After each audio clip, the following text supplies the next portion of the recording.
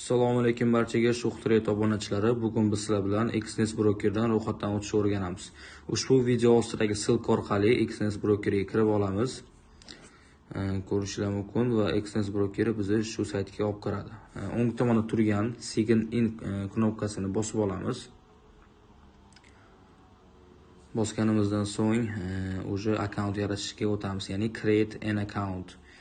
Bosganimizdan so'ng country chiqadi. Countryga biz O'zbekistonni kiritib olishimiz kerak bo'ladi. Xo'p, O'zbekistonni kiritgandan so'ng email, ya'ni Gmailni kiritganimiz yaxshiroq. O'zingizga xavfsiz bo'lgan Gmailni kiriting. Xo'p, Gmailni kiritib bo'lganimizdan keyin o'zimizga bitta password o'ylab topamiz, ya'ni 8 tadan 15 tagacha simvol bo'lishi kerak.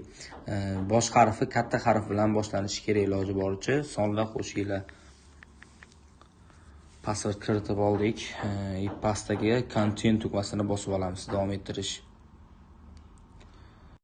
Xo'p, akkaunt yaratildi o'zi bizda.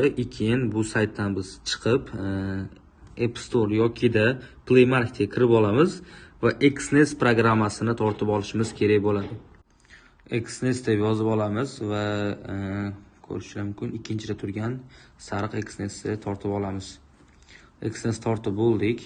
Endi prilojeniyega kiramiz. Xnesga kirganimizdan so'ng ikkinchida turgan oq knopkani bosdik va bu yerga birinchida turgan Gmailimizni kiritib olishimiz kerak bo'ladi.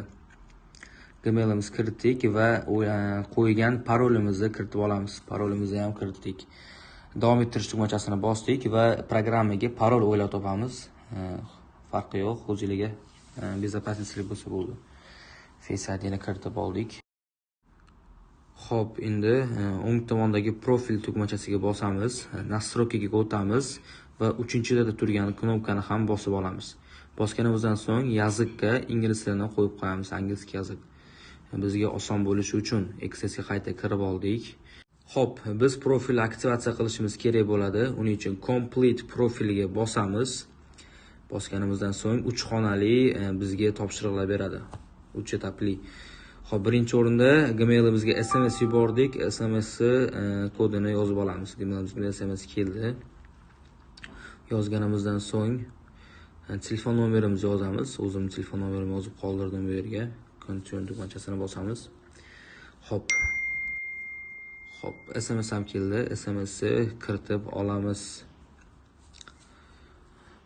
Kiritib olganimizdan so'ng bizga pasportimizdagi 18 yoshdan baland bo'lishi kerak. Pasportimizdagi to'liq ma'lumotlarni kiritib olamiz. Ism, familiya, tug'ilgan yil, oy, jinsiylarni kiritib olishingiz kerak bo'ladi. Kiritib olganimizdan so'ng birinchi bosqichdan o'tgan bo'lamiz va ikkinchi bosqich uchun complete profil yana bir marta bosib olamiz. Xo'p, ikkinchi bosqichda bizga savollar berishni boshlaydi. Shu savollarga tezda javob berib chiqamiz o'zimiz haqimizda, ya'ni necha yil ishlamoqsiz, qancha daromad topmoqchisiz, shunaqa savollar beradi Xnes. Xo'p, bu savollarga tez javob berib chiqaman. Ko'rib olib, o'zingizlar qaytarsanglar bo'ladi shu narsani.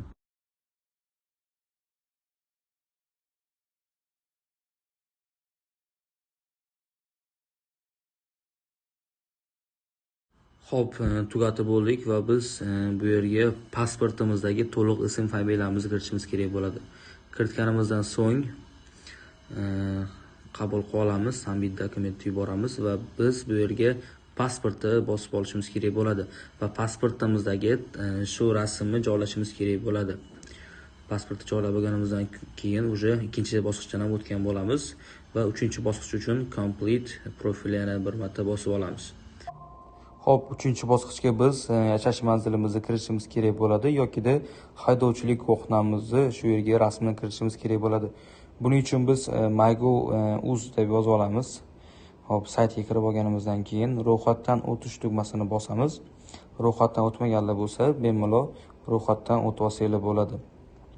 Barcha daniylarni kiritib, ro'yxatdan o'tib bo'lganlar bo'lsa, yashash manziliga o'tib, pochta indeksda screenshot qilib joylasanglar bo'ladi yokida haydovchilik guvohnomangiz bo'lsa, shuni rasmga olib, rasmini qo'ysanglar bo'ladi.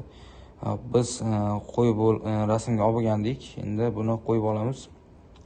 Qo'yib olganimizdan keyin submit dokumentni bosib, o'sha 24 soat ichida qabul qilishadi. bitta update etib qolganimizdan keyin уже biz ro'yxatdan o'tgan bo'lamiz.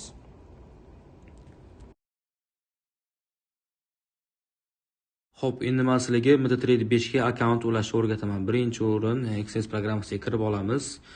Plus tugmachasini bosib, real akkauntga o'tib, standart continue bosamiz. Standart yaxshiroq. Va akkauntga ism o'ylab topamiz. Misol uchun Shuh Trader yozib qo'yamiz.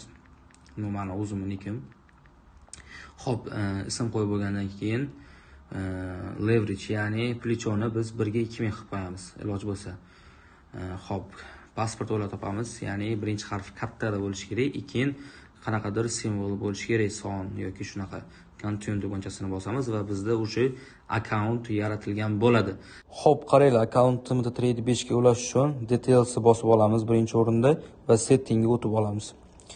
Keyin bu yerda Extens MetaTrader Real 2 ni kopirovka qilib, MetaTrader 5 platformasiga kirib olamiz. Bu yerda Extens brokerida serverga MetaTrader 2 ni bosib olamiz Real. Keyin hop loginga kirib, Extensdan kopirovka qilamiz loginni bu yerga joylaymiz-da. Keyin qo'ygan parolimizni, vidite parol deb qo'ygan, shu yerga yozib olamiz. Yozganimizdan so'ng akkauntga kirsak bo'ladi, o'sha real akkaunt ochilgan bo'ladi.